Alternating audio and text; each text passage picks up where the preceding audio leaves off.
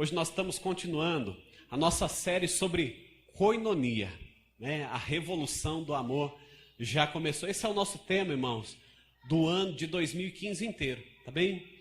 E nós iniciamos há alguns meses atrás, há 3 meses atrás, uma série de mensagens falando sobre koinonia, não é?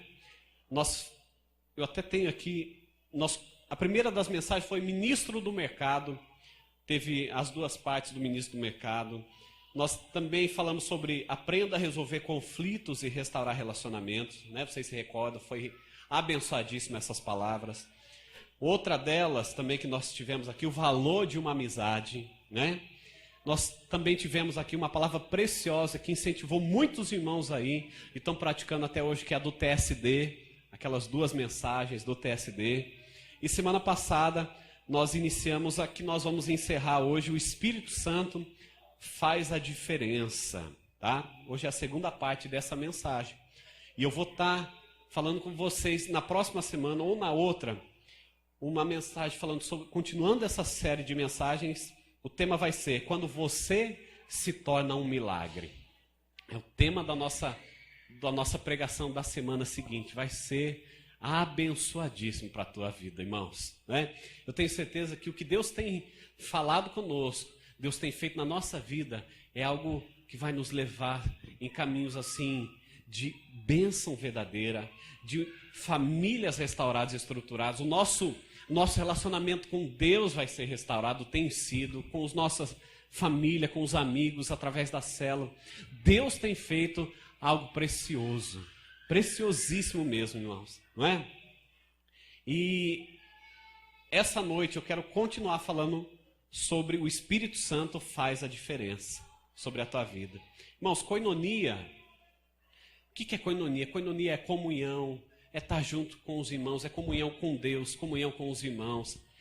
Eu sei que você que talvez está nos honrando com a sua presença pela primeira, segunda ou terceira vez aqui, você já pode notar, né, o clima dessa igreja, não é? Quem já está aqui já vai se habituando. Quem chega, primeiramente, 2, 3 semanas, nota uma grande diferença. Uma alegria verdadeira, genuína nos irmãos. Um espírito de fé sobre a igreja, né? Amizades profundas. Você nota isso na igreja. Isso acontece muito aqui. Mas eu quero dizer para você que está chegando aí recentemente, isso vai acontecer na tua vida também. Viu? Milagres vão acontecer na tua vida. Relacionamentos serão restaurados na tua vida, viu? Um tempo novo, de muita fé, está chegando aí para você também, amém? Eu tenho certeza que a palavra de hoje vai impactar grandemente a tua vida, amém? Então, fala para o seu vizinho aí, o Espírito Santo está aqui.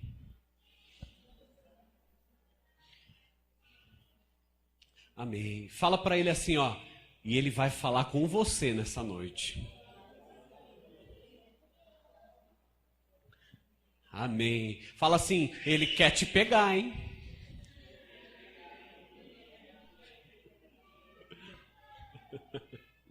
Amém.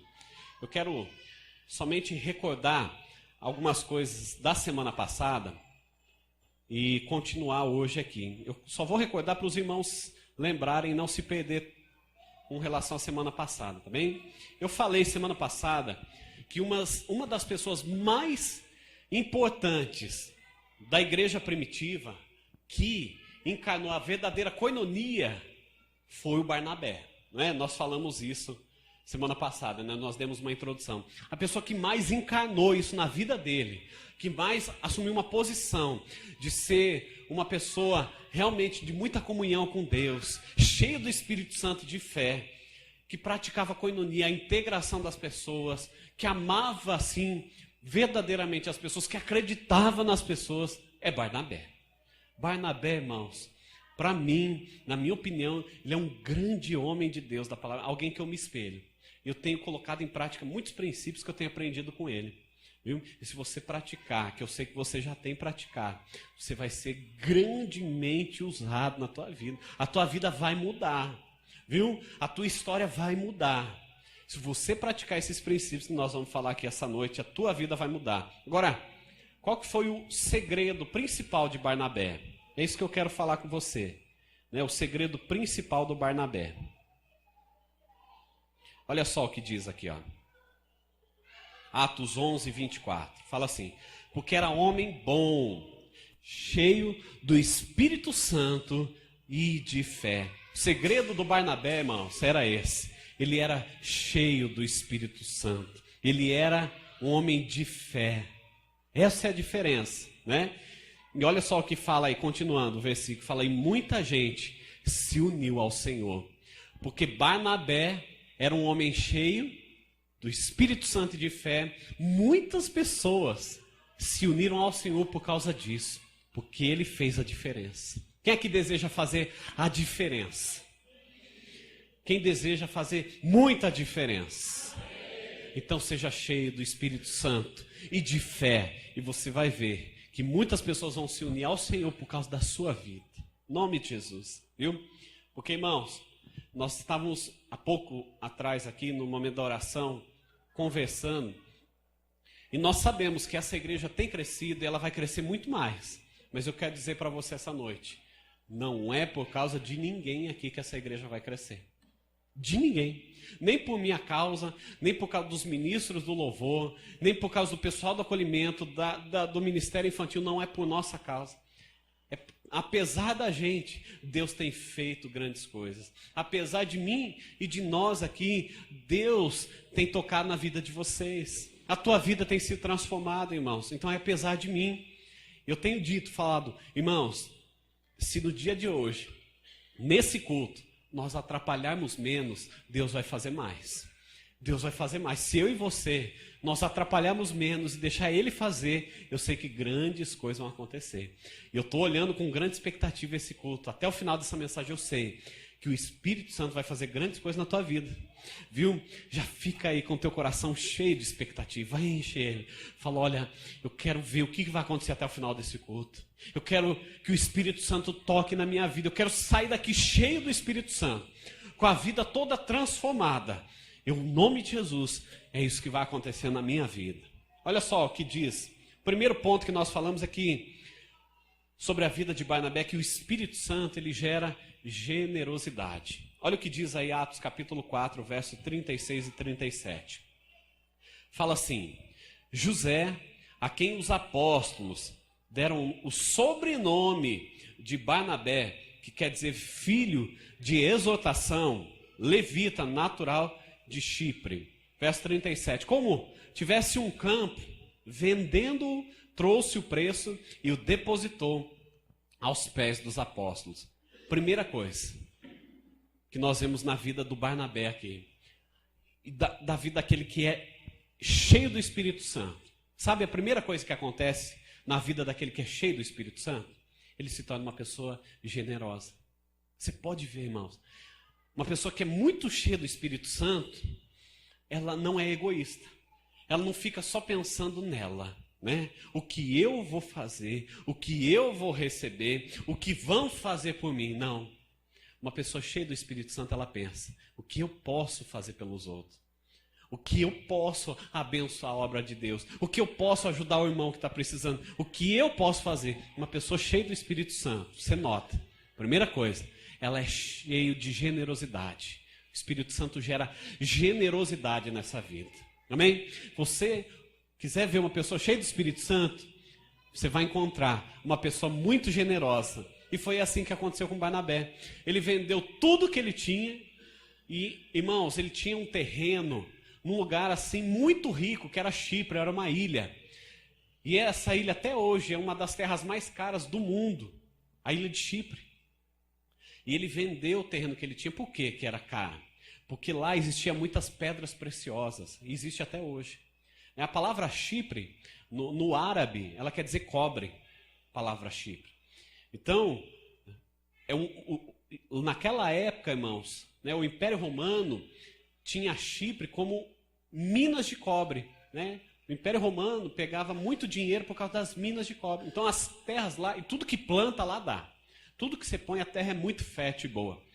E ele vendeu, naquela época, e ele pegou todo o dinheiro dele, ele foi e deu no pé dos apóstolos, para ajudar as viúvas, os pobres.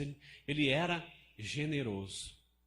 E não parou por aí, irmãos. Ele fez muito mais, muito mais, muito mais pelas pessoas.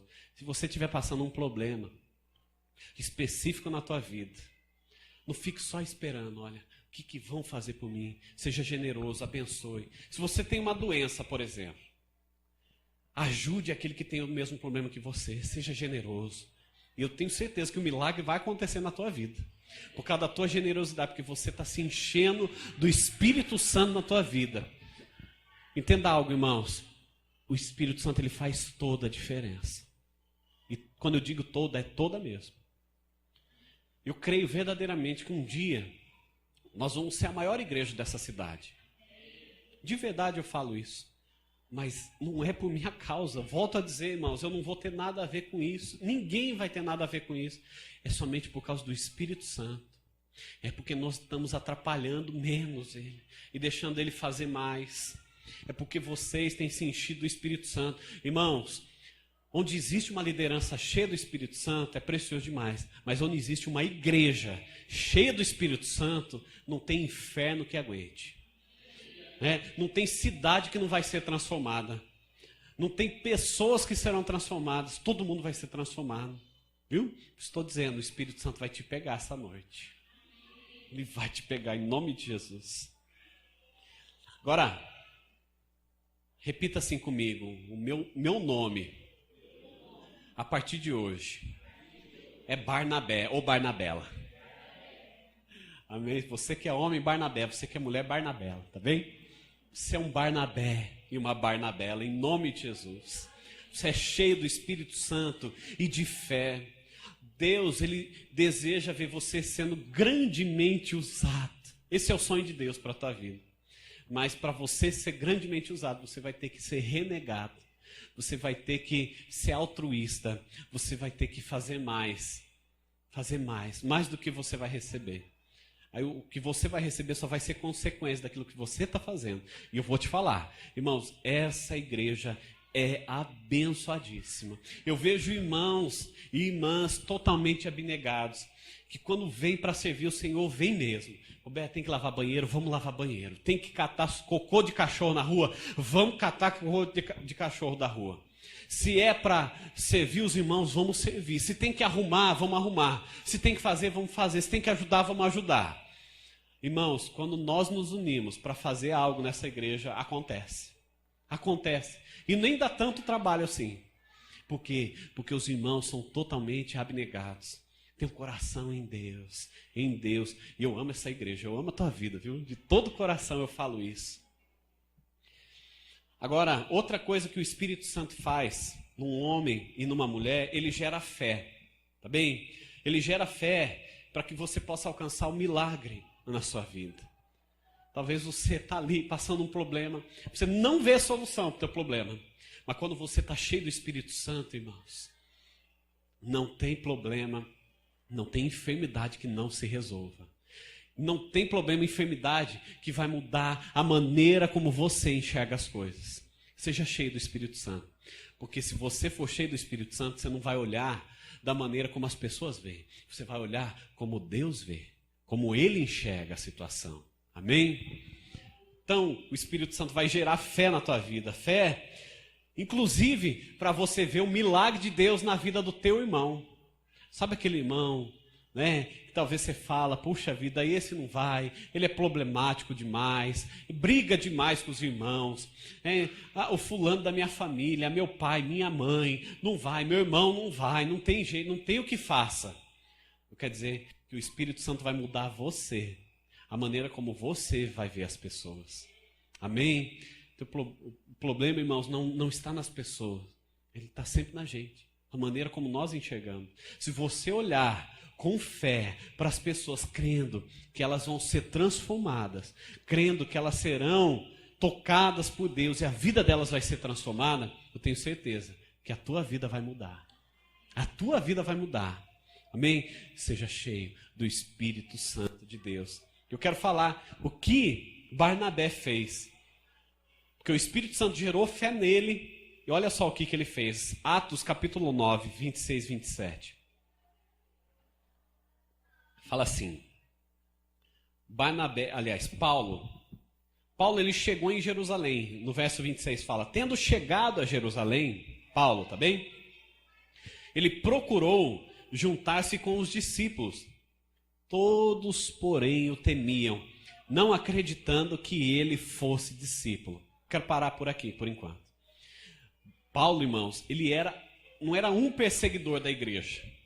Ele não era um matador da igreja. Ele era o matador da igreja. Ele era o perseguidor da igreja. Ele era o cara mau. Se tinha um Hitler que os cristãos temiam naquela época, era o Paulo, né? Então, você sabe que os judeus sofreram muito com Hitler, né? Mas naquela época os judeus sofreram foi com Paulo. Aí, irmãos, aconteceu algo precioso na vida de Paulo. Paulo estava indo perseguir os cristãos, andando a cavalo lá, né? No meio da estrada, de repente apareceu Jesus para ele. Ele caiu do cavalo e ele ficou cego naquele momento ali. E naquele momento Jesus falou com ele. E Jesus tocou na vida dele. A vida dele foi transformada ali, né? Só que o que acontece, irmãos? O milagre aconteceu na vida do Paulo. Ele foi tocado por Deus e pelo Espírito Santo. Porém, os cristãos não acreditavam nele, né? Mas não é para menos, né? Nem eu acreditaria nele, né? Se ele chegasse aqui, eu estava lá, irmãos. Se ele chegasse hoje na igreja, eu ia montar no meu carro e ir embora, né? Não é à toa. Mas em nome de Jesus não, né? Nós vamos acreditar, né? Em nome de Jesus que as pessoas serão diferentes, serão mudadas e transformadas para a honra e glória do Senhor, amém? Então foi isso que aconteceu. Paulo chegou na igreja em Jerusalém e a primeira coisa que ele quis fazer, ele estava totalmente cheio de Jesus. Ele quis se unir com os irmãos, né? Opa, deixa eu ir lá, né? Falar com os outros discípulos, né? De Jesus, dos apóstolos. Deixa eu me reunir, né? Com a igreja top. A igreja top daquela época, irmãos, era Jerusalém. Falou, opa, eu vou para a igreja sede e lá, como eu tenho tanta experiência, né? Eu me reunia com Gamaliel, que era um grande pensador, filósofo e tantas coisas da época lá. O cara era então eu tenho tanto conhecimento. Eles vão querer me usar, né? Vão querer, né, que eu fale, que eu faça alguma coisa ali na igreja. Irmãos, foi totalmente o contrário, né? A Bíblia fala que todos, porém, o temiam e não acreditavam que ele era um discípulo. Mas olha o que diz o verso 27 aí, de Atos 9. Fala assim, mas Barnabé. Essas duas palavras, irmãos, mudaram a história do Paulo. Mudaram a história da igreja. Mudaram a história da Bíblia. A mensagem de Deus, através da palavra, das cartas de Paulo, chegaram até eu e você por causa do Barnabé aqui. Se não fosse o Barnabé em olhar para Paulo e olhar com um espírito de fé sobre a vida de Paulo, irmãos, eu tenho certeza que muita coisa seria diferente, né? Mas graças a Deus pela vida do Barnabé, né? Graças a Deus por causa dessas duas palavras, mais Barnabé. Fala assim, mas Barnabé tomando-o consigo, levou-os aos apóstolos e contou-lhes como ele vira o Senhor no caminho e que este lhe falara e como em Damasco pregara ousadamente em nome de Jesus. Em outras palavras, Barnabé pegou ele, aí foi falar com os pastores, os apóstolos, né, os presbíteros, falou, olha, vem cá Paulo, vamos lá que eu vou te apresentar para eles. Pegou ele e foi lá, falou, olha, e nem foi Barnabé que falou, foi o próprio, aliás, não foi nem Paulo que conversou com os apóstolos, foi o próprio Barnabé. Falou, olha, esse aqui é o Paulo. Ele teve um encontro real com Jesus na estrada de Damasco, né? Enquanto ele estava andando de cavalo. E Deus está usando ele grandemente, né? Tem usado ele grandemente. Olha só o que Barnabé fez. E assim que você também pode e deve fazer na vida dos seus irmãos. Olhe para cada irmão dessa igreja, para cada irmão que você quer ganhar para Jesus, olhe para eles com um espírito de fé. Seja cheio do Espírito Santo, sem incredulidade, irmãos. A gente tem que olhar e acreditar, e falar, olha, Deus, eu tenho certeza que essa pessoa vai ser grandemente usada. Eu tenho certeza que ele vai ser um grande pastor, uma grande pastora, um grande líder de célula, uma grande líder de célula, ganhador de almas, de multidões para Jesus. Então olhe com o espírito de fé. Você que tem discípulo, olhe para os seus discípulos com o espírito de fé. Amém? Que os seus discípulos vão dar muitos frutos para Jesus. Barnabé, irmãos, ele acreditou no que Deus tinha falado, no que Jesus tinha falado para Paulo. Ele decidiu acreditar. Enquanto todo mundo não quis saber do Paulo, o Barnabé, ele decidiu acreditar. Acredite nas pessoas. Atos 11, 24, porque ele era homem bom, cheio do Espírito Santo e de fé. E o quê? Muita gente se uniu ao Senhor. E essa palavra, esse versículo, até os dias de hoje, tem acontecido. Talvez eu e você, nós somos frutos de um Barnabé. Amém? Talvez você é um grande Barnabé na vida de muitos aí. Deus quer te usar. Fala para o seu vizinho aí, ó. Deus quer te usar. Fala assim para ele, ó. Igual nós falamos na cela. Deixa Deus te usar.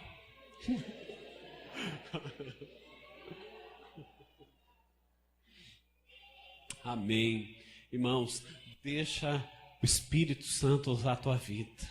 Ele quer te usar grandemente. Ele quer tocar na tua vida nessa noite aqui. Enquanto eu estou falando aqui com vocês, irmãos, o Espírito Santo ele está passeando aí, ó, em cada lugar, em cada cadeira, ele tem passeado, ele está tocando na tua vida. Está tocando na tua vida. Ele está tocando dentro do teu coração nessa hora, irmãos. Se você, nesse instante aqui agora, se você está passando por uma enfermidade, se você tem alguma enfermidade, eu quero pedir para você uma direção do Espírito Santo para a tua vida. Eu quero pedir para você ficar em pé. Você que está enfermo, você que tem qualquer enfermidade, levanta a mão, levanta. Pode levantar da cadeira, não tenha vergonha, porque o Espírito Santo vai curar a tua vida. Pode ficar em pé. Não se envergonhe, porque é o Espírito Santo que está fazendo aqui. Levanta do teu lugar, em nome de Jesus. Pode ser qualquer enfermidade, dor de cabeça que não passa, problema no fígado, na perna, circulação, qualquer problema, irmãos, levante-se nessa hora, em nome de Jesus. Essa é a oportunidade que o Espírito Santo quer fazer na tua vida agora. E se você puder, se não for constrangedor, eu quero que você coloque a tua mão sobre o lugar que você precisa de uma cura. Se não, você pode pôr a mão no teu coração, tá bem? Em nome de Jesus, eu quero orar pela tua vida nesse instante. Ora lá, basuri anda lá, mas Espírito Santo de Deus, nessa hora, nós te damos liberdade, passeia, cura essas vidas que se colocaram em pé nesse instante. Ô xaralabacanda labassuri anda labás. Em nome de Jesus eu declaro que a cura do Senhor está se manifestando nesse instante. Em nome de Jesus Cristo, irmãos. Ararabaxeira andalabás. Em nome de Jesus, você está sendo curado pelo Espírito Santo de Deus com poder. Em nome de Jesus Cristo, eu ordeno agora, mal, vá embora. Agora, em nome de Jesus Cristo, seja curado para a honra e glória do Senhor. Em nome de Jesus. Amém e amém. Podem sentar. Aleluia. No final dessa mensagem, eu vou dar uma oportunidade para você ser cheio do Espírito Santo. Para você fazer grande diferença, para a tua vida ser toda transformada. Você precisa ser cheio do Espírito Santo sobre a tua vida. Amém? E eu vou te dar essa oportunidade em nome de Jesus. O fogo vai descer hoje aqui, irmãos. O Espírito Santo ele já está aí no meio de vocês, curando, ministrando cura, libertação, abrindo portas sobre a tua vida. Em nome de Jesus, você vai ser, se você já foi batizado pelo Espírito Santo, você vai ter um novo enchimento essa noite sobre a tua vida, em nome de Jesus. Agora eu quero oficialmente iniciar a mensagem dessa noite. Terceiro ponto. O que o Espírito Santo faz, ele gera integração. Uma pessoa cheia do Espírito Santo, ela é uma pessoa que integra outras na vida da igreja. Olha só, Atos capítulo 9, verso 26 ao 28, fala assim: tendo chegado a Jerusalém, procurou juntar-se com os discípulos, no caso Paulo aí. Todos, porém, o temiam, não acreditando que ele fosse discípulo. Verso 27, mas Barnabé tomando-o consigo, levou-o aos apóstolos e contou-lhes como ele vira o Senhor no caminho, e que este lhe falara, e como em Damasco pregara ousadamente em nome de Jesus. Estava com eles em Jerusalém, entrando e saindo, e pregando ousadamente em nome do Senhor. Olha o que Barnabé fez na vida do Paulo. Enquanto todo mundo temia ele, enquanto as pessoas não acreditavam nele. Eu quero dizer uma coisa para você essa noite, meu amado. Se você já ouviu, se o diabo já disse para você que você não vai ser nada, que você é um derrotado, que os sonhos de Deus morreram na tua vida, eu quero dizer algo para você essa noite. O Espírito Santo está mandando eu dizer, ele vai restaurar cada um dos teus sonhos. Os sonhos que ele tem para a tua vida não se acabaram. Não se acabaram.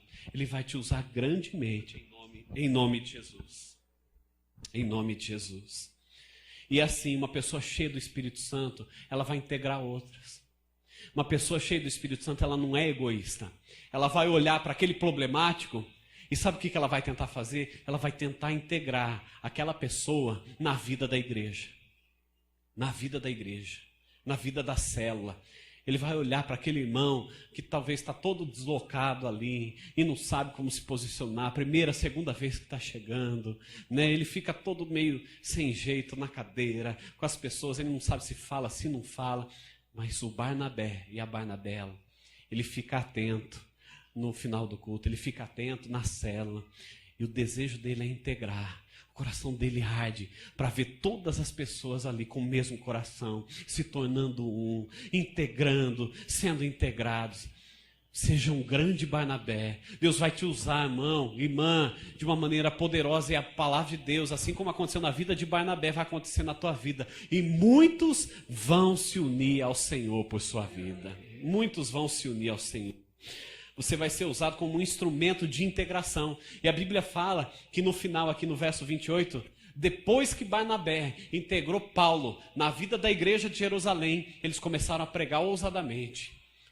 Um entrava e saía. Iam os dois juntos, pregando em nome do Senhor. Deus vai usar você para falar para muitas outras pessoas. Você vai levar os seus Paulos, né? As suas Paulas, né? Você vai usar, vai ser grandemente usado na vida dessas pessoas, em nome de Jesus. Você crê nisso? Eu creio nisso, em nome de Jesus. Olha, agora, por quê? Porque quando você está cheio do Espírito Santo, você vai pensar no teu irmão. Por que isso acontece, irmãos? Né? Porque quando nós estamos cheios do Espírito Santo, nós deixamos de olhar como os seres humanos somente olham para as pessoas. Você sabe que o ser humano, naturalmente, ele é muito egoísta, né? Ele só pensa nele.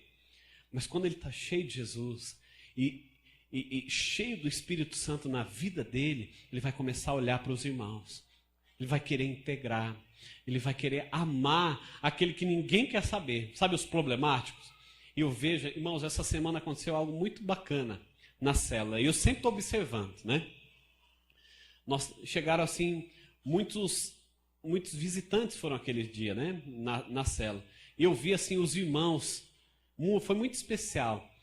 Os irmãos, ao invés de ficar um conversando com o outro, foram atrás desses visitantes que estavam ali nos honrando, né? Para integrar os irmãos. Eu vi assim, homens e mulheres, eu não vou citar os nomes, para mim não ser injusto, mas eu vi assim, muitos irmãos fazendo isso no final da célula. Ao invés de ficar só com os irmãos ali batendo papo, não. Estava preocupado em integrar as outras pessoas, em fazer a célula crescer também, em cuidar daquela pessoa, em conhecer, em querer ser um amigo daquela pessoa. Irmãos, essa célula foi muito preciosa. E eu pude presenciar isso acontecendo, as pessoas se tornando verdadeiros Barnabés e Barnabelas, integrando as pessoas na vida da igreja. Isso foi muito precioso.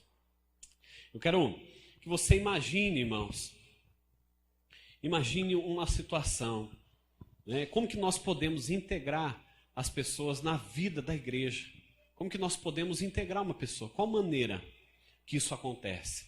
Porque, irmãos, muitas pessoas elas vão chegar aqui na igreja, como eu disse, e ela vai chegar sem jeito. Talvez ela acabou o culto, ela vai querer sair rapidinho, porque ela só quer ouvir uma palavra, né? E Deus vai te usar para você ser uma ponte na vida dessa pessoa, né? Para Deus, para Jesus. Você vai ser grandemente usado para ajudar outras pessoas. Agora, qual que é o melhor momento de você integrar uma pessoa na vida da igreja? Talvez uma pessoa que você está orando e você gostaria de ganhar essa pessoa para Jesus. Eu quero contar alguns segredos para vocês essa noite. Eu quero que você imagine uma situação. Nós estamos... algo extraoficial, sem ser da igreja, tá bem? Talvez você está num casamento, por exemplo. Imagina comigo, um casamento, um aniversário, uma festa. E tem alguns irmãos, né, preciosos, que ainda não são da nossa igreja, eles sempre estão conosco nas comunhões. É que nós chamamos as comunhões, né? Então, nas comunhões, esses irmãos estão sempre ali conosco. Não falta uma. Para a igreja ainda não vem, né? Mas nas comunhões, nesses eventos, essas pessoas vão. Então, sabe qual que é a melhor maneira de você integrar uma pessoa? É nesses eventos, irmãos.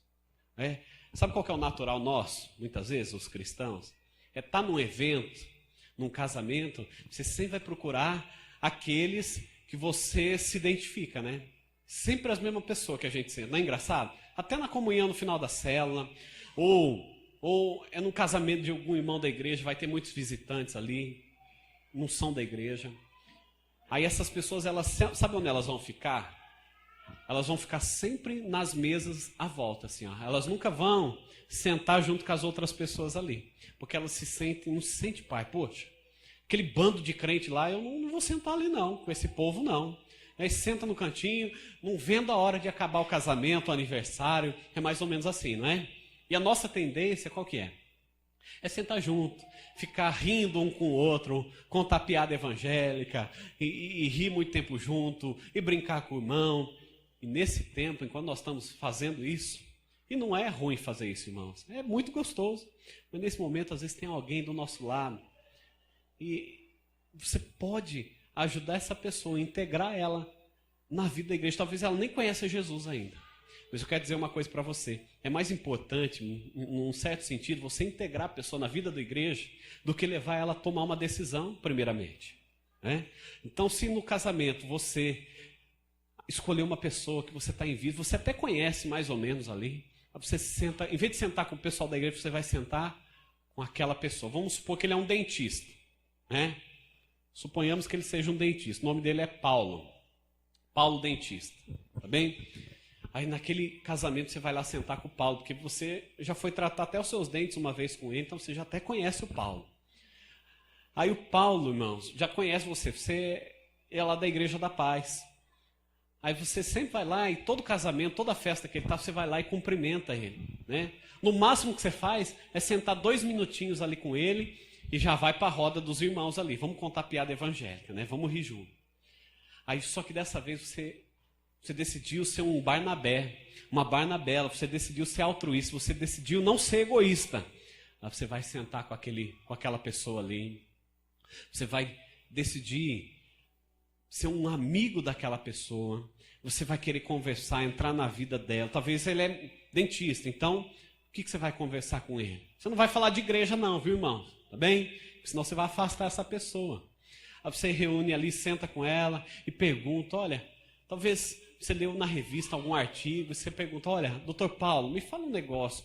Eu sei que eu li um artigo e fala assim, é desse jeito e tal, e ele vai querer se abrir com você, vai falar ali com você, talvez, né, sobre o artigo que você leu. Você vai até aprender muito sobre dentista aquele dia ali, né? Mas seja sincero, irmãos. Seja sincero. Queira entrar na vida daquela pessoa de verdade. Queira ser amigo daquela pessoa. É assim que nós vamos ganhando as pessoas para Jesus. Bem, acabou o casamento, vocês foram embora. No próximo evento, ele já vai estar mais aberto para você. Você não sentou 5 minutos. Você passou todo o evento ali sentado com aquela pessoa e conversando e batendo papo junto. Eu tenho certeza que uma hora ela vai falar, talvez contar um problema dela para você. Falou, olha, eu estou passando um problema assim, porque agora você já está começando a se tornar amigo dela. Aí você já vai ter a oportunidade para orar por ela, convidá-la para a igreja. Sabe o que vai acontecer? Você vai integrar essa pessoa na vida da igreja. Então é mais importante, irmãos, escute o que eu vou falar, é mais importante você integrar uma pessoa na vida da igreja do que levar muitas vezes essa pessoa a tomar uma decisão. Porque tem pessoas que vêm na igreja, aceitam Jesus e semana seguinte você nem sabe mais onde ela está, você não sabe o nome, não sabe nada. Então é preferível que uma pessoa venha até a igreja. Você traga ela, integre ela na vida da igreja, leve ela para a cela, ela vai ter amigos verdadeiros ali. Você vai jogar um vôlei com ela, você vai estar junto com ela. E mais importante, então, integrar essa pessoa. Aí depois, irmãos, o Espírito Santo vai trabalhando, e ela vai querer ter o mesmo Jesus que você tem. Ela vai querer ter a mesma mudança de vida que você está tendo, porque ela está vendo os milagres acontecendo. Agora ela sabe que ela tem verdadeiros amigos. E eu sei, sabe por que eu estou falando isso? Porque eu tenho certeza que tem pessoas que você quer integrar, tem pessoas que você quer ganhar para Jesus. Talvez da tua família. Então eu estou te dando assim segredos muito importantes. Então o primeiro grande segredo: é mais importante você integrar a pessoa na vida da igreja do que levar ela a tomar uma decisão. É mais importante. Então a primeira coisa, você vai fazer isso: integrar a pessoa. Segundo grande segredo: o melhor momento de praticar a integração é em eventos sociais extraoficiais, né, que não tem nada a ver com a igreja. É até melhor, você vai integrar pessoas para Jesus. Terceiro grande segredo: para poder praticar isso, você precisa cultivar amizades genuínas e não superficiais. Né? Irmãos, é muito engraçado. Isso que eu estou falando para vocês é o que nós chamamos aqui o fator Barnabé na nossa igreja. É o fator de integração da vida das pessoas na igreja. Às vezes, nós estamos na cela assim, e chegou um visitante ali, ele não conhece ninguém. E às vezes os irmãos estão no grupinho ali e ele está excluído. Acontece muito isso. Hoje tem acontecido menos. Mas nós estamos na cela, os irmãos conversando, e aquela pessoa, ela está sozinha no canto ali, ela pega um pedaço de bolo, ela come um pedaço de bolo, ela toma um guaraná e ninguém fala com ela. Né? Os irmãos estão rindo lá, todo alegre, e daqui a pouco os irmãos estão despedindo.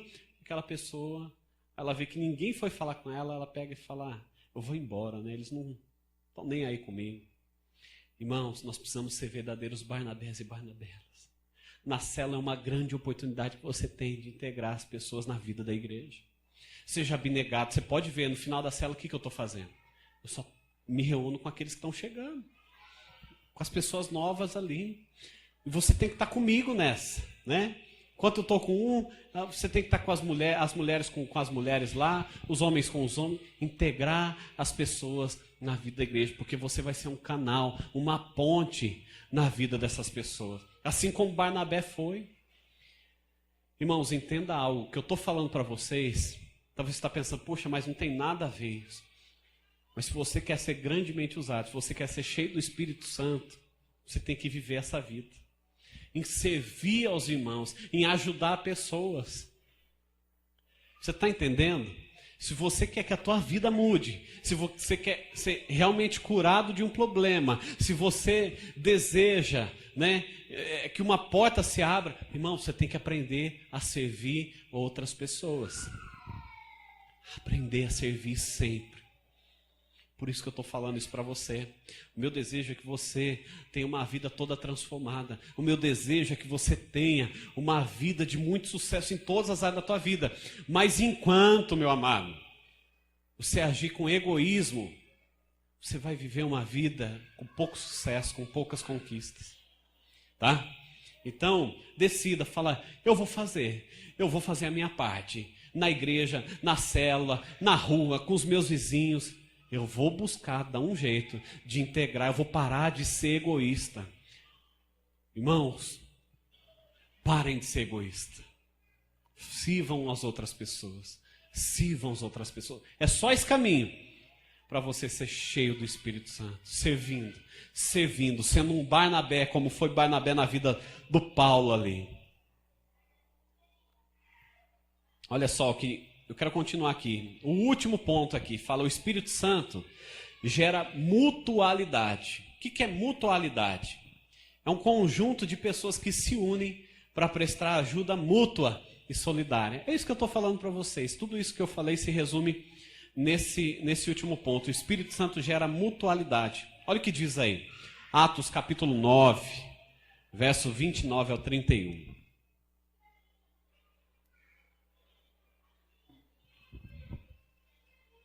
Falava e discutia com os helenistas. Aqui está falando do Paulo, tá bem? Não é do Barnabé.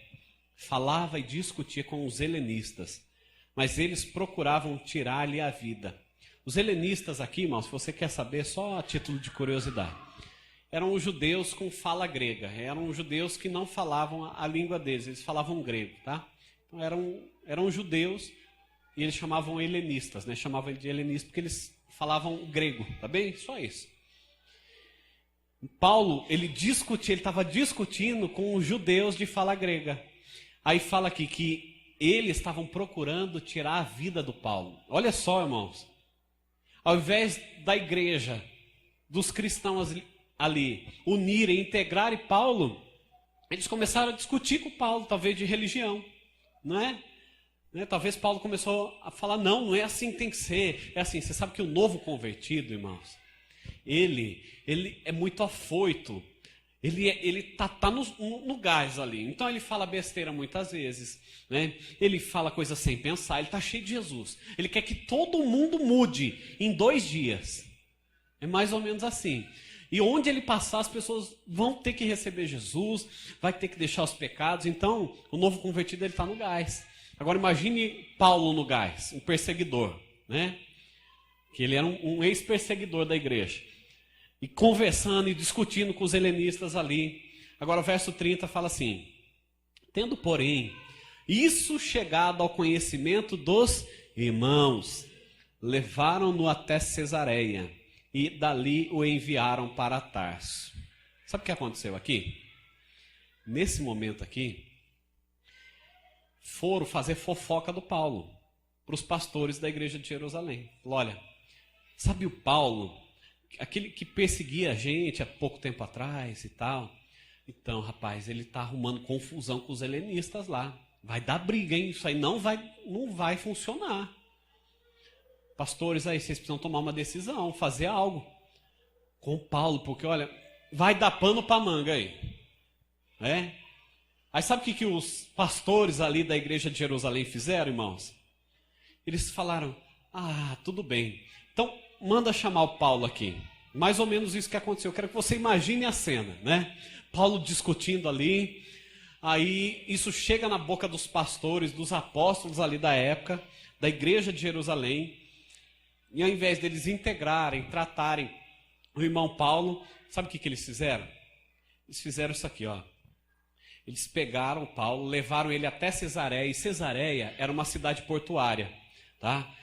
Era dali que saíam navios para muitos lugares, né? E dali enviaram ele para Tarso. Em outras palavras, os pastores da igreja ali chamaram Paulo e falaram, Paulo, você é tão precioso, irmãos, né? Olha aqui, nós da igreja de Jerusalém estamos tão surpresos com o que Deus está fazendo na tua vida. Olha, nós decidimos, nós nos reunimos aqui e nós vamos te dar uma passagem para Tarso, que Paulo era de Tarso, né? E nós vamos, só que nós vamos mandar um irmão te acompanhar até a cidade de Cesareia ali, só para garantir que você vai entrar no barco, tá bem, Paulo? É só para garantir. Só que uma outra coisa, ô Paulo, a passagem que nós compramos é só de ida, viu? Foi isso que aconteceu. Eles deram uma passagem só de ida para Paulo. Quer dizer, pegaram o problema e falaram, olha, problema, vai embora. E olha o que diz o versículo seguinte. Agora sim, a igreja, na verdade, tinha paz. Quer dizer, me mandaram o problema a quilômetros de distância. Agora a igreja ficou em paz, né? Nós temos um irmão problemático. Vamos mandar ele para outra igreja? Vamos acabar com o problema? É mais gostoso, né? Não, irmãos, não podemos ter esse coração. Cada irmão dessa igreja é precioso, viu? Pode ser problemático, aqui nós só temos irmãos abençoados, mas se aparecer um irmão problemático, nós vamos amar, nós não vamos mandar ele para outra igreja. Nós queremos ele aqui, nós queremos amar, queremos que ele cresça. Nós não podemos fazer como a igreja, né, mais conhecida, a igreja top dos tops, a igreja de Jerusalém. pegaram o coitado do Paulo e mandaram ele embora com passagem só de ida. Mas olha só o que diz Atos capítulo 11, do 20 ao 26, fala assim: alguns deles, porém, que eram de Chipre e de Cirene, que foram até Antioquia, falavam também aos gregos, anunciando-lhes o evangelho do Senhor. A mão do Senhor estava com eles, e muitos, crendo, se converteram ao Senhor. A notícia a respeito deles chegou ao ouvido da igreja que estava em Jerusalém, e enviaram Barnabé até Antioquia. Olha o que aconteceu aqui, só para você entender. A igreja, ela era quase que totalmente dos judeus, tá bem? Que a Bíblia fala que Jesus, ele veio para quem? Para os judeus, né? Ele não fala que ele veio para os seus, mas os seus não receberam. Aí abriu o leque, agora Jesus veio para todos, para os gentios. Todos aqueles que não são judeus são considerados gentios. Eu e você, nós somos considerados gentios, tá bem? Dá para entender isso, irmãos? Amém? Agora, o que aconteceu? Alguns deles que eram de Chipre e de Cirene, alguns cristãos, eles foram para Antioquia, que era uma cidade. E eles começaram a pregar para os gregos ali, que eram os gentios. E ali surgiu a primeira igreja que ela não era judeu, ela era totalmente gentílica. Só tinha gentil ali. A primeira igreja surgiu ali, né? Sem ser dos judeus. Só que, irmãos, a Bíblia fala aqui no verso 21, a mão do Senhor estava com eles. E muitos crendo se converteram. Quer dizer, começou um avivamento naquela cidade. Muitas pessoas começaram a se converter. Rios de pessoas começaram a crer em Jesus. E começaram a ter a sua vida transformada. A sua família transformada. Isso foi chegando no ouvido de outras pessoas. E foram chegando mais pessoas. E muito mais. E muito mais. E essa grande notícia aí chegou lá na igreja mãe. A igreja de Jerusalém.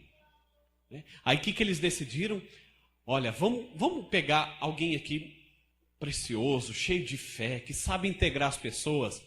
Porque, irmãos, eles eram bem rígidos. Ou era judeu, ou era judeu. Não tinha meia conversa, tá? Não tinha gentil na parada. Aí mandaram o Barnabé até Antioquia. Vamos mandar o Barnabé?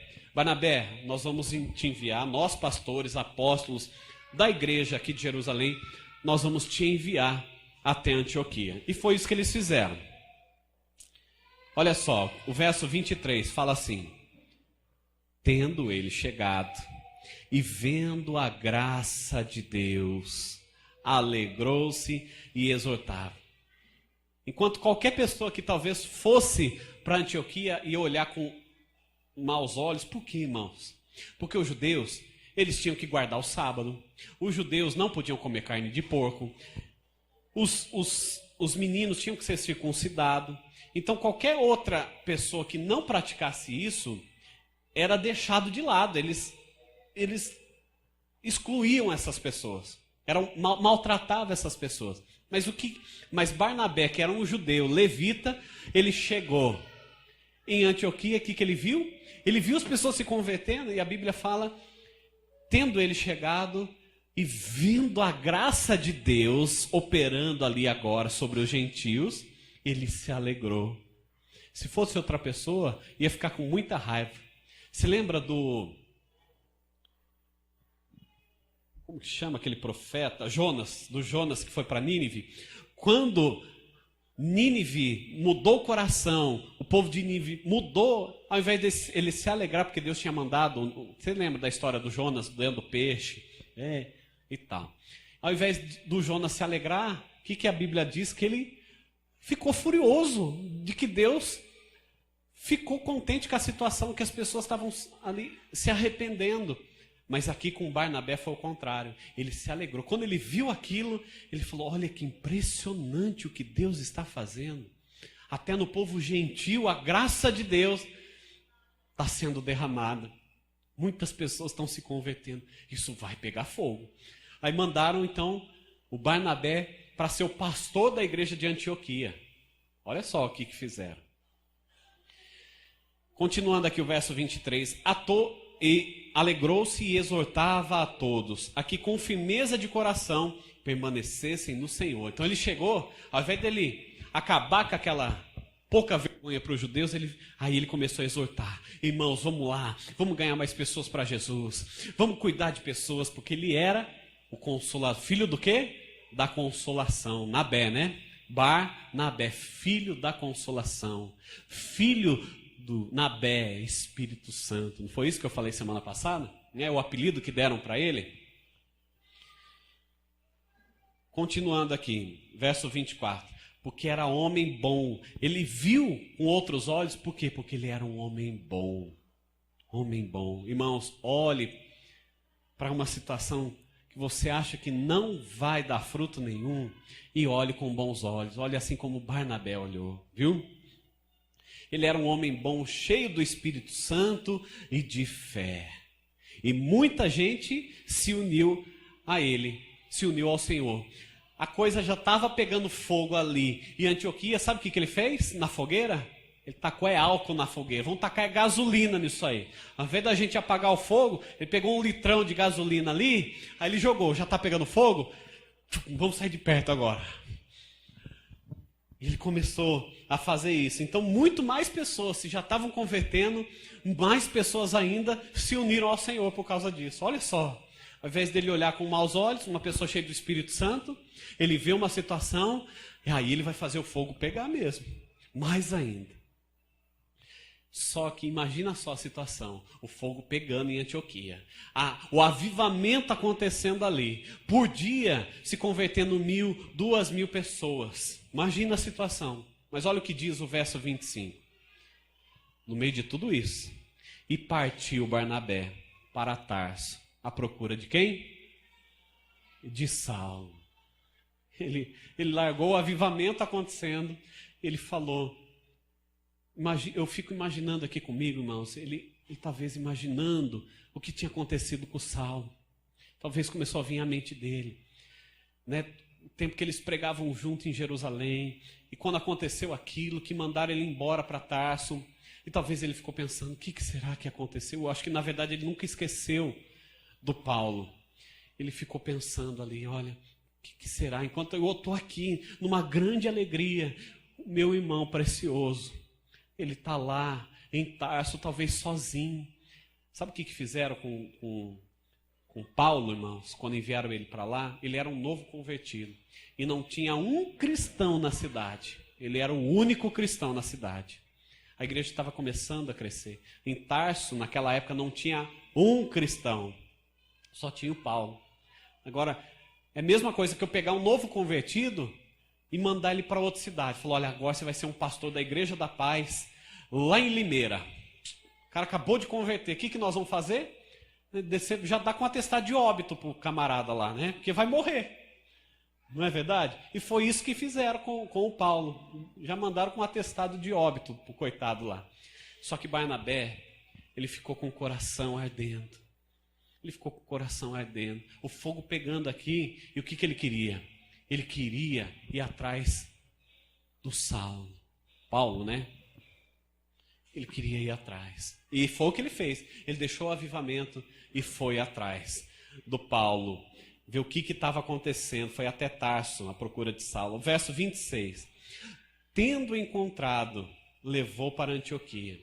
Eu fico imaginando aqui, irmãos, essa cena.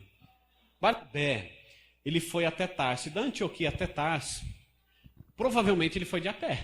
No máximo de cavalo. E é uma distância de 1 semana. Imagine 1 semana andando a pé. Né? E na hora que ele chegou na cidade, ele não sabia onde o Paulo morava.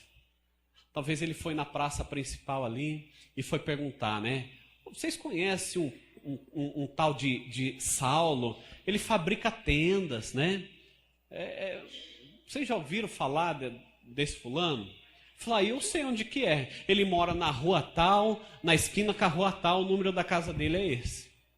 Aí imagino que Barnabé daí foi atrás do Saulo. Aí chega na porta da casa do Saulo e bate na porta, né? Com expectativa. Tem alguém aí? Aí Eu acho que nesse tempo talvez saia a mãe do Saulo para atender a porta, né? Ela abre, fala, pois não. Olha, meu nome é Barnabé, eu vim atrás do Saulo, meu amigo. Ele tá? Eu imagino que a mãe dele talvez falou assim, ele tá. Eu imagino que nessa hora, irmãos, pouco antes do Barnabé chegar, o Paulo, ele estava talvez sentado na cama dele, talvez chorando. Você sabe que a cama não era igual às nossas camas, era bem no chão mesmo, onde eles dormiam. Talvez ele estava naquele momento ali falando com Deus, falando, Deus, eu sei que foi o Senhor que falou comigo naquele dia. Eu sei que foi o Senhor que apareceu para mim naquele dia. Eu sei que eu dei mancada lá com os helenistas, eu discuti, não devia ter discutido com eles. Aí me mandaram para cá, os discípulos lá me rejeitaram. Mas eu sei que foi o Senhor que falou isso comigo, foi o Senhor que entregou essa promessa para mim. Deus, será que tem jeito para a minha vida? Será que vai dar? Será que os teus sonhos na minha vida vão se realizar ainda? Eu imagino que Saulo, nessa hora, ele estava chorando nos pés do Senhor, sozinho, chorando. E ninguém aí para ele. Aí ele escuta a porta bater. E quando ele ouve o Barnabé perguntando na porta, o coração dele talvez se alegra naquele momento. Né? E naquele momento, ele fala, olha, meu amigo Barnabé, ele está aí. Eu acho que ele enxuga as lágrimas do rosto. E ele vai até o Barnabé, né? Até a porta, receber o grande amigo dele, o Barnabé. Aí ele vai, abraça o Barnabé, fala, meu amigo, quanto tempo. E aí o Barnabé abraça, ele se beija, e aquela alegria toda, né? Aí o Paulo pergunta para o Barnabé, Barnabé, o que você está fazendo aqui? O que você veio fazer aqui? Aí talvez o Barnabé fala, eu vim te ver, eu vim aqui para te ver. Aí eu fico imaginando que, tudo bem, Barnabé, né? Paulo fala, mas me conta, como que está a igreja em Jerusalém? Não é? Estava uma bênção lá, já estava com 100 mil pessoas na igreja, como que está hoje lá? Talvez Barnabé fala, olha, está uma bênção lá, irmãos, olha, está precioso demais. Né? Conversa vai, conversa vem. Ele pergunta, tá bem, Barnabé, mas me fala, o que você veio aparecer justamente aqui em Tarso, né? Aí eu tenho certeza que Barnabé olhou para Paulo e falou, Paulo, estou te dizendo, eu vim aqui só para te ver. Eu vim aqui só por sua causa, eu estou aqui hoje. Aí eu imagino que talvez Paulo disse, mas por minha causa, Barnabé, você veio até aqui por minha causa. Aí Barnabé diz, eu te amo tanto, meu amigo, eu vim aqui só por causa de você.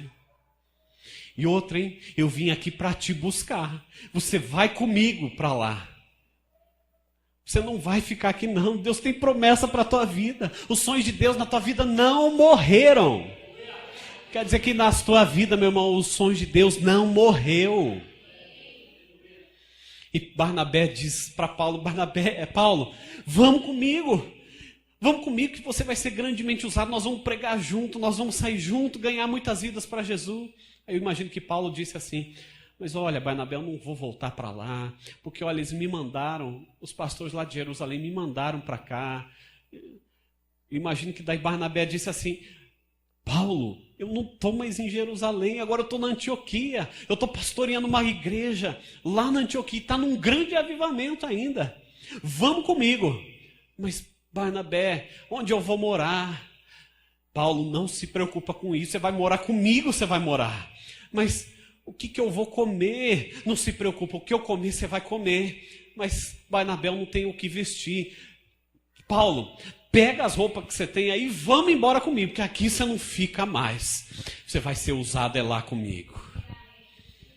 Você vai ser usado lá comigo. Verso 26, tendo encontrado, levou para Antioquia. E por todo um ano se reuniram naquela igreja e ensinaram numerosa multidão. Em Antioquia foram os discípulos pela primeira vez chamados cristãos. A primeira vez que os cristãos apareceram, que foram realmente chamados cristãos. Irmãos, você pode ser um Paulo, talvez, na tua casa. Triste. Mas eu quero te dizer que nós somos Barnabés na tua vida. Os sonhos de Deus não acabaram. Só começou. Você vai ser grandemente usado por Deus. Não acredita nas mentiras do diabo. Não acredita nas mancadas, talvez, que você deu. Assim como Paulo. Talvez você se julga. Você fala, puxa, eu dei muita mancada, para mim não tem mais jeito. Eu quero dizer para você essa noite, Deus vai te usar. Deus vai te usar. Sejam Barnabés e Barnabelas na vida dos outros, irmãos. Tirem os olhos de você mesmo e olhem para aqueles que estão feridos, tristes, desacreditados. Vamos integrar as pessoas, irmãos, que estão feridos. Vamos restaurar aqueles soldados que estão feridos, que um dia tiveram juntos conosco, servindo a Deus, e hoje estão feridos.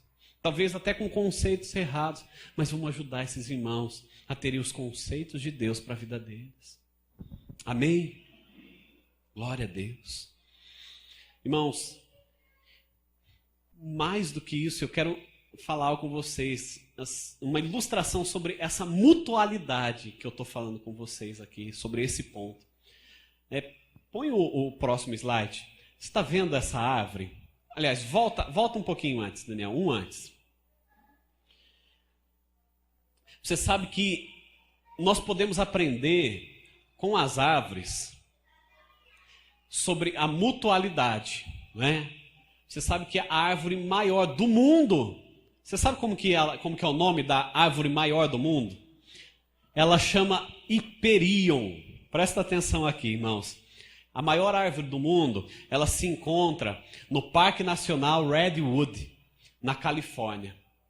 E a maior árvore do mundo é uma sequoia redwood, né? É o nome dessa árvore. E ela, sabe quanto que ela mede? Ela mede 115 metros e 72 centímetros. Sabe o que é isso, irmãos? É um prédio de mais de 30 andares, uma árvore. É gigante essa árvore. Que é essa aqui, ó. Põe aí e volta de novo. Essa árvore aí, volta aí. Pode voltar um anterior. Agora, o que eu quero dizer para vocês, eu quero que vocês imaginem comigo uma árvore bem grande, uma árvore de 20 metros.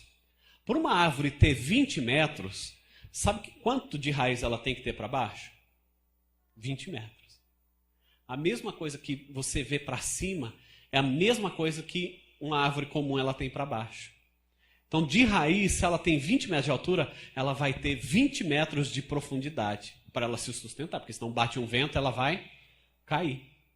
Não é isso que acontece?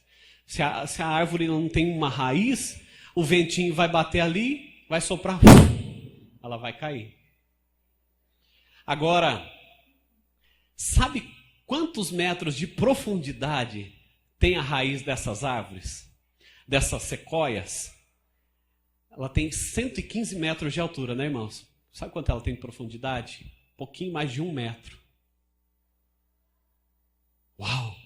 Agora, como que uma árvore pode ser tão gigante e ao mesmo tempo ter uma raiz tão curta? Como que não cai uma árvore de 115 metros?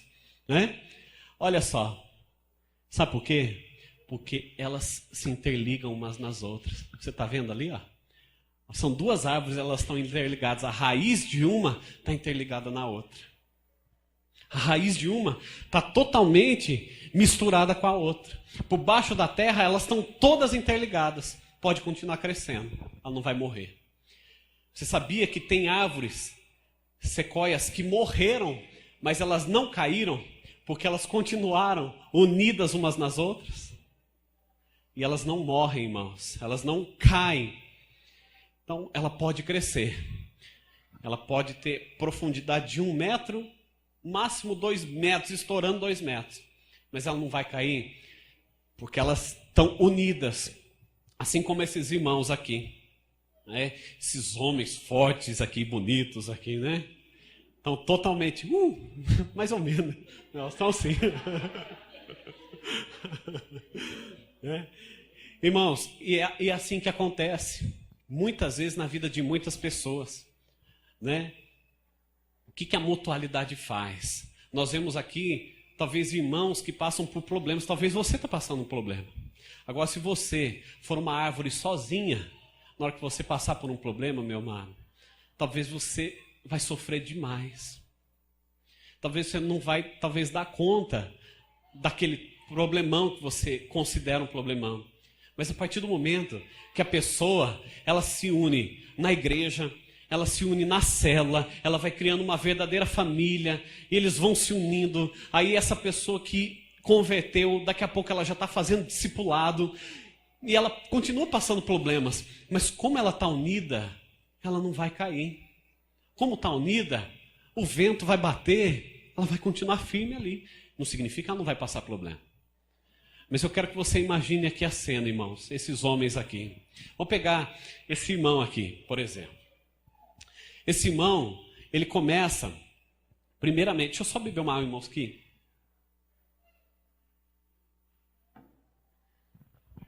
Ele tem um problema financeiro muito grave na vida dele. Ele perde o emprego, aí mandam embora ele lá do serviço, e ele achou que ele ia receber um seguro-desemprego para poder pagar as contas, e não recebeu tudo o que ele esperava. Aí o diabo já começa a vir com mentiras sobre a vida dele, falando que ele não vai conseguir mais sair dessa vida, esse círculo vicioso, e começam as brigas dentro de casa por causa da vida financeira que não consegue mais pôr em ordem. Já está devendo para as 3 empresas mesmo, Electro, DAI, e empresa de telefone. E sabe o que ele vai sentindo? Um derrotado. Só que, irmãos, ele não está sozinho nessa. Aí começa esse irmão precioso e esse irmão aqui precioso. E eles começam a orar por ele junto.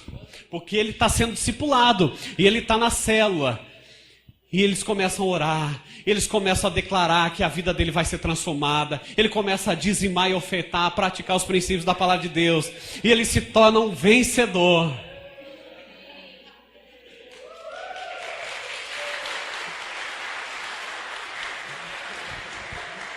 Mas não para por aí. Talvez esse irmão aqui, ele começou a ter um problema no casamento dele, muito sério.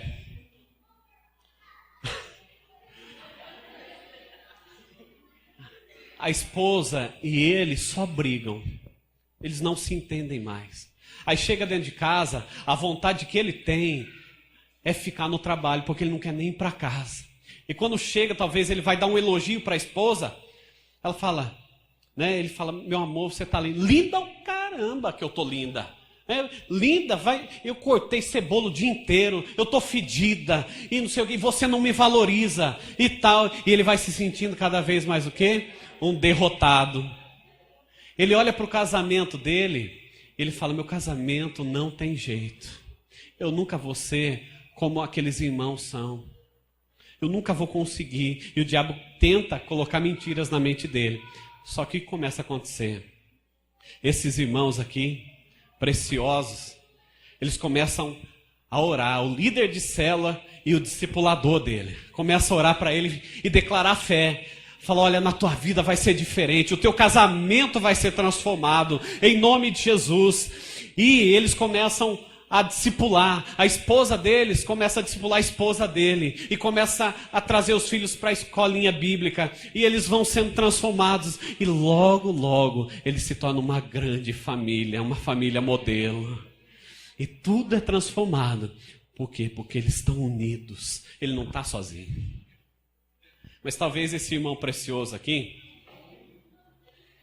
a esposa dele, talvez ela pegou um câncer terminal. É só uma encenação, viu, irmãos? Bem?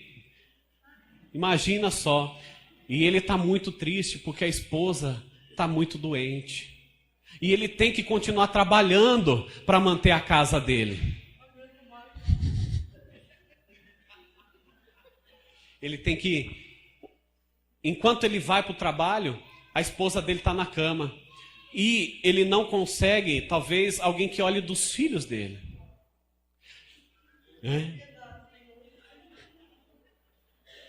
Mas olha só o que começa a acontecer, irmãos. Né? Tá tudo muito ferido, ele está desacreditado, sem esperança na casa dele. Vocês riem, mas são cenas que acontecem todo dia. Pessoas que passam por problemas tão sérios, você nem imagina. E ele está com a vida sem perspectiva, ele não acredita mais que ele vai sair dessa. Ele não acredita mais que a esposa vai ser curada. Ele está todo destruído por dentro. Ele olha para os filhos dele, quando ele chega em casa, ele chora. Ele só chora quando ele vê os filhos dele. Talvez ele pense assim, e agora o que vai ser dessas crianças sem a mãe dela? Sem a mãe dessas crianças aqui. Só que, irmãos, não para por aí. Ele vai na célula, fielmente. Ele vai, porque ele precisa tanto de Jesus na vida dele. Ele sabe que, por mais que ele faça, o dinheiro não vai conseguir resolver esse problema. Os amigos do mundo não vão resolver esse problema. Talvez o patrão dele não vai poder resolver esse problema para ele. Mas ele começa a ir na célula, ele começa a buscar. Ele começa a colocar o joelho no chão e orar. O líder da célula dele começa a orar por ele. Na hora da célula, eles oram juntos e declarando fé. E declarando sobre a vida dele, a sua vida vai mudar. A sua esposa vai ser curada. E os outros irmãos começam, as esposas dos irmãos vão lá e olham das crianças enquanto ele está tendo que trabalhar. E um vai ajudando, vai ajudando. E de repente, a esposa é curada. Porque os irmãos oraram com fé. Eles oraram com fé, acreditando no milagre que ia acontecer. E o milagre veio. E agora eles são uma família feliz. Eu quero dizer, irmãos, se eles continuarem unidos, se eles continuarem sendo fiéis a Deus, recebendo uma boa cobertura, um orando pelo outro, um ajudando o outro, isso é o que acontece diariamente. Você quer que isso aconteça na tua vida, irmãos? Te dá 2 caminhos. Seja muito fiel no culto de celebração, na célula.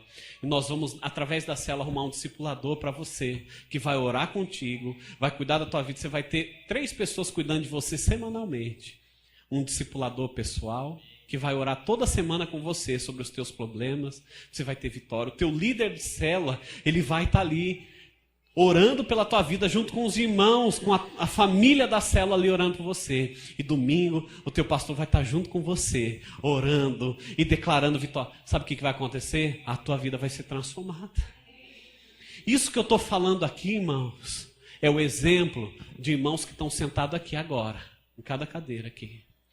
Que eu me recordo, eu poderia contar vários exemplos de irmãos que chegaram com a vida destruída. E Deus foi transformando